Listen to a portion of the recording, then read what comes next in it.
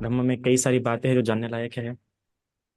जैसे कि क्या पढ़ना चाहिए, क्या नहीं पढ़ना चाहिए, किसको पढ़ना चाहिए, किसको नहीं पढ़ना चाहिए, क्या सुनना चाहिए, क्या नहीं सुनना चाहिए, है ना। धर्म में कितना उतारना चाहिए, किस तरह के व्यक्ति ने किस तरह से उतरना चाहिए, है ना।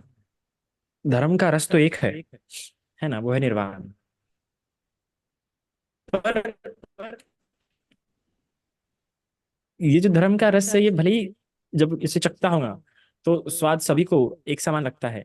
पर इसमें एक बात ध्यान देने की बात है कि किसने किस तरीके से उतरना है पता होना चाहिए। ये भी एक समंदरी है ना। ऐसा नहीं कि आप यहाँ पे उतर जाओगे तो तर जाओगे, नहीं नहीं, पहले आपको देखना है कि आपके पास बोट है, या आपके पास लाइफ जैकेट है, या आपके पास तैरना आता है क्या आपको। ये पता होना जरूरी है ना। क्या होता है कि लोग धर्म में उतर जाते हैं और फिर कई लोगों को दिखता है कि धर्म मानने के बाद उनको समस्या आना शुरू हो जाती है जीवन में, कुछ कठिन लगना शुरू हो जाता है, या कई सारी और समस्या आ जाती है। कैसा होता है कि धर्म जितना अच्छा है ना उतना वो खतरनाक भी हो सकता है व्यक्ति के लिए। इसलिए भगवान कहते हैं धारण करना है तो अच्छा धर्म आप धारण करो ना, अच्छे से धारण करो। कितना प्यारा शब्द है, धम्मं चरे सुचरितं चरे। अगर धर्म का आचरण करना है तो सुचरितं, ये बड़ा सुंदर शब्द है, इस गाथा का सबसे सुंदर शब्द है कि धम्मं चरे सुचरितं चरे नतं दुचरितं चरे। किस प्रकार से धर्माचरण करो जो अच्छा माना जाए। अब कई बार लोग क्या हो जाते, इस प्रकार से धर्माचरण करते हैं कि बाकी लोगों को धर्म से विश्वास उठना शुरू हो जाता है, या वो धर्म से उनके जीवन में भी उतना लाभ होना नहीं शुरू करते हैं। जैसे कोई बहुत शीलवान है तो शीलों में ही लगा है ना। शीलों में इतना अति कर लिया उसने, इतना अति कर लिया कि उसके शीलों से दूसरों को समस्या होने लगी है, या उसके शीलों से उसमें अभिमान या अहंकार उत्पन्न हो रहा है। तो ये धम्मं चरे सुचरितं, अर्थात धर्म को ठीक प्रकार से आचरण करना नहीं हुआ। ठीक है ना। ये तो ऐसी बात हो गई कि आपको लगा कि ये अच्छा है और आपके मन में बिठा दिया गया कि ये अच्छा है, और आपने उसके हिसाब से कर दिया, या आपको लगा कि यार ये बताया गया है ऐसा ऐसा अच्छी प्रकार से इसलिए करो। पर बात उसको आपने इस तरीके से जानते हैं क्या कि ये भगवान की शिक्षा है और ये शील है, ये शील का इस प्रकार से लाभ होता है, ऐसा नहीं समझता मानव। कई बार धर्म में चलते चलते चलते वो अंधश्रद्धा में फंस जाता है। कई बार धर्म धारण करते करते क्या हो जाता है कि व्यक्ति मिथ्या दृष्टियों में गिरना शुरू हो जाता है। क्यों ऐसा होना शुरू हो जाता है? क्योंकि सावधानी नहीं रहती। आप भगवान का भी धर्म क्यों ना धारण कर रहे हो, पर भगवान के धर्म में भी अगर सावधानी नहीं होगी कि नहीं, भगवान ने तो बोला सब ठीक हो जाएगा। पर भगवान ने हर पड़ाव में हर क्षेत्र में अलग अलग तरीके से बोला है। व्यक्ति देख के बोला है, व्यक्ति पर भगवान की शिक्षा है। इसको व्यक्ति ने नहीं भूलना चाहिए। व्यक्ति परक समझ रहे ना आप, व्यक्ति परक शिक्षा मतलब भगवान की। व्यक्ति परक शिक्षा मतलब आप ऐसा नहीं कह सकते कि यार वो ऐसा करता है, मुझे भी ऐसा लाभ होना चाहिए, या वो समाधि इस प्रकार से करता है, मैंने भी समाधि इस प्रकार से करना चाहिए। ऐसा नहीं है। हर एक व्यक्ति का स्वभाव देख के उसने उस तरीके से धर्म को धारण करना चाहिए, है ना। परिवार को देख के धर्म को धारण करना चाहिए।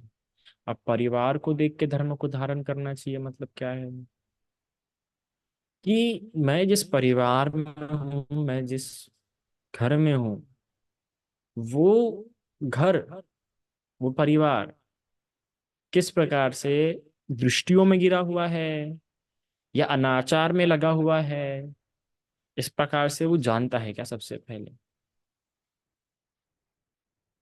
क्योंकि अगर वो परिवार अनाचार में लगा है तो आप अपने धर्म को धारण नहीं कर पाएंगे अच्छी प्रकार से। आपको, चलो आप काया के रूप से धर्म को अपने धारण के धर्म को समझ जाएंगे, संभाल लेंगे।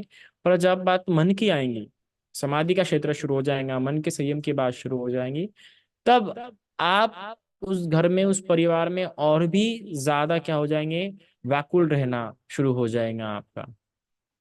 क्योंकि आपको ऐसा लगता है कि बाबा मेरे में द्वेष नहीं उत्पन्न होना चाहिए, वैर नहीं उत्पन्न होना चाहिए, पर सामने वाला इंसान कर रहा है, और आप कब तक सहे। और फिर सहा भी नहीं जाता और किया भी नहीं जाता, तो समस्या और ज्यादा उत्पन्न होती है। इसलिए भी भगवान की शिक्षा ऐसा कोलू के बैल समान नहीं है, या वो गधे समान नहीं है कि बस आपको नमक के बोरे ढोते जाना, और वो भी किसी और के लिए ढोते जाना। यहाँ पे जो सबसे पहला प्रयास आपको करना होता है कि आप स्वयं की मन की शांति कैसे साध सकते हैं। ये सबसे पहला प्रयास होता है, क्योंकि जब आप पहले अपना मन शांत शांत कर पाएंगे, तब जाके आप क्या हो जाएंगे, आप किसी और में चेंजेस कर सकते हैं, या आप डेवलप हो सकते हैं। भावी तब्बंग बहुलिक तब्बंग, जैसे भगवान के साहित्य में जो शब्द बड़ा प्यारा है, भावी तब्बंग बहुलिक तब्बंग। बार बार हर हर शिक्षा को लेके मोस्ट ऑफ भगवान ने बार बार कहा कि भावित करो, बहुलिक खुद करो। अच्छा, यानी उसे बढ़ाओ, और सिर्फ इस प्रकार से बढ़ाओ कि बहुआयामी होके बढ़ाओ उसे। तो वो व्यक्ति जिसका चित्त शांति नहीं है, वो व्यक्ति कभी भी अपेक्षा करेगा कि गलत परिस्थितियों में भी शांत, पहले आपको अभ्यास करना पड़ेगा शांत रहने का, कि शांत कैसे रहा जाता है, पहले अभ्यास करके आइए। कभी आपने अभ्यास नहीं किया तो कुछ नहीं होगा। इसलिए सतिपट्ठान या फिर आप विपश्यना, विपश्यना में क्या करते हैं, आप अभ्यास करने जाते हैं, कुछ सीखने जाते हैं। और जब सीखने जा रहे हो तो कैसे जा रहे हैं, कि आप अपने आप को हर चीज से दूर कर रहे हैं, परिवार से दूर कर रहे हैं। अब समस्या यहाँ पे ये उत्पन्न होती है कि हर व्यक्ति, जो भी कोई व्यक्ति धर्म का अभ्यास करना चाहता है या अपने मन को शांत करना चाहता है, वो इस प्रकार से सचेत नहीं रहता अपने मन के प्रति, अपने धर्म के अभ्यास के प्रति, कि मेरी ठीक प्रकार से उन्नति हो रही है या नहीं हो रही है, या मेरा मन अभी शांत हो रहा है तो मुझे शायद से बाहर जाना चाहिए, सत्संग करना चाहिए, चर्चा करनी चाहिए, या मुझे भी आवश्यकता है कि मैंने इन बातों को प्रकट करना चाहिए। इन इस तरीके से अपने धारण के हुए धर्म पे आसन ना करने के कारण से, सॉरी, विचार ना करने के कारण से धम्मचर्य सुचरितं चरे, इस प्रकार से नहीं हो पाता उसका। अगर आपको धर्म को अच्छी प्रकार से आचरण करना है, तो सबसे पहले आपको अपने ही धारण किए हुए धर्म पे, अर्थात अपने ही पालन करते आ रहे स्वभाव को पहले विचारना होगा, विचार करना होगा। क्योंकि भगवान के जो दर्शन है, जो भगवान की जो शिक्षा है, उसमें शुरुआत होती है जानने से। अब कैसे जानने की शुरुआत होती है, इसलिए तो भगवान ने सबसे पहले दुख सत्य बताया। कर्म देखिए, भगवान ने ऐसे ही नहीं पहले कर्म बता दिया, भगवान ने पहले बताया। कई लोगों को पता था दुख है, पर भगवान ने फिर भी बताया, देखो पहले दुख है और ये स्वीकार करो। सिर्फ बताया नहीं, कह रहे स्वीकार करना पड़ेगा आपको, ये दुख है, दुख समुदयं, ये दुख होता है और दुख जमा होते हैं, आप इससे बच नहीं सकते। तो स्वीकृति से भगवान की शिक्षा का शुरुआत होने के कारण से आपको भी अपने स्वभाव के प्रति स्वीकृति भाव उत्पन्न करते हुए धर्म को धारण करना होगा।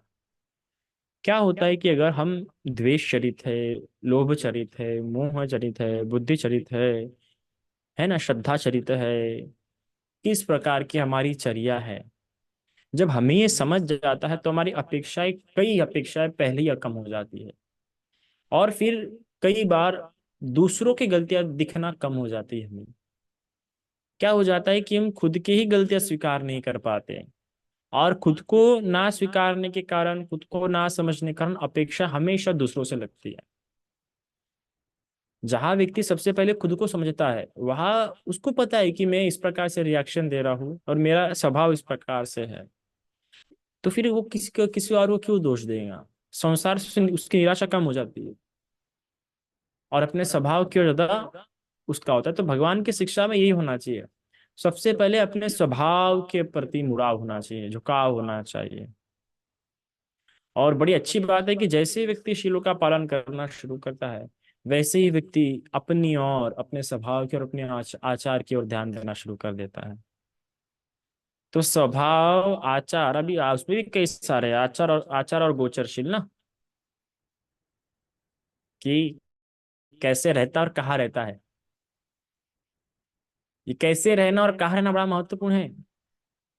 आप देखिए ये यहाँ पे भी आता है महामंगल सूत्र में भी, कि किस प्रकार से भगवान समझाते हैं पहले के पुण्य होना आवश्यक है, अच्छे स्थानों पर रहना आवश्यक है। क्योंकि स्वभाव सिर्फ ये एक व्यक्तिगत इकाई नहीं है, यह स्वभाव सिर्फ ये व्यक्ति के स्वयं द्वारा पालन या स्वयं के मोटिवेशन द्वारा या स्वयं के शक्ति द्वारा किया जा सकता है, ऐसी बात नहीं है। ऐसी मिथ्या भ्रांति में मत गिरिएगा कि यार मैंने ये करना ही चाहिए, मैंने ऐसा करना ही चाहिए, मैं धर्म का पालन करता हूँ, मैं धर्म का। नहीं, धर्म ऐसा नहीं है। ठीक है ना। आपको किन बातों का ध्यान रखना है कि मेरे में जो बातें हैं वो किसी और कारण से भी उत्पन्न हो रही है। तो अभी जब किसी और कारण को व्यक्ति देखता है तो उसने उस कारण को दोष नहीं देना चाहिए, मध्यम में रखना है। ना उस कारण को दोष देना है, ना स्वयं की कमजोरी को दोष देना है। हमें इस प्रकार समझना है कार्य कारण की भाव श्रृंखला को देखते हुए, पठित समुत्पाद की श्रृंखला को देखते हुए, कि ये विषय है, चाहे कान का विषय हो, आंख का विषय हो, नाक का विषय हो। मेरे आंखों के सामने जो विषय आ रहा है, इस विषय के प्रति मेरा मन अभी ताकतवर होने का है, मेरा मन इतना सबल होने का है कि मैं इस पे संयम कर सकूं, मैं इससे बच सकूं।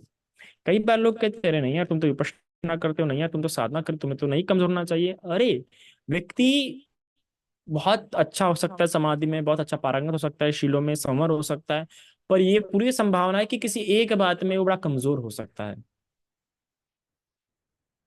तो इस पहलू को समझते हुए कमजोरियां किस प्रकार से है, कमजोरियां हमारे विषयों से हमें उत्पन्न होती है जब उन विषयों के संपर्क में हम आते हैं।